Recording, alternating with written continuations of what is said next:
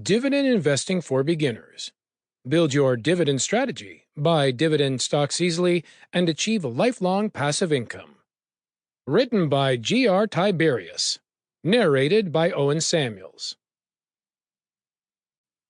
Introduction. The less money lying idle, the greater is the dividend. Walter Bagehot. Stock markets have always attracted people who have been searching for financial freedom. This makes sense since the market has been one of the greatest creators of wealth the world has ever seen. Over the past century, American markets have risen by 10% annually. A sum of $1,000 invested 100 years back would have grown to $13,780,612 by now. While investing 100 years ago is optimal, you have to make do with market conditions in the present, since it's not as if you could go back in time and invest your money. Herein lies the rub. How can you be rest assured that the markets will continue to rise? Is there some way of guaranteeing a return over a long period of time, no matter what happens in the broader market? Before providing the answer, I'd like to point out that there are no guarantees in the markets.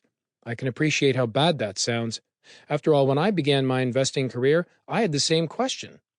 However, the sooner you realize that risks exist in every investing venture, the easier you'll find it to make money. This is because extreme risk aversion only results in you chasing unrealistic investment schemes.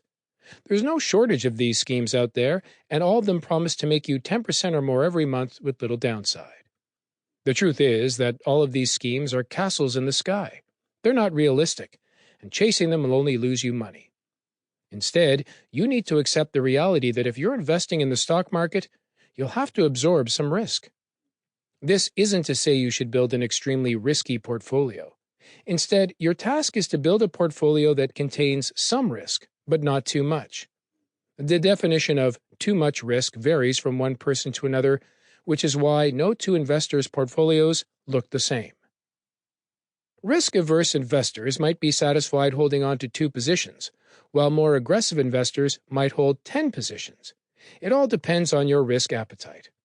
However, no matter what your appetite is, there's no doubt that investing in dividend-paying stocks and instruments is one of the best ways to grow your wealth over the long term.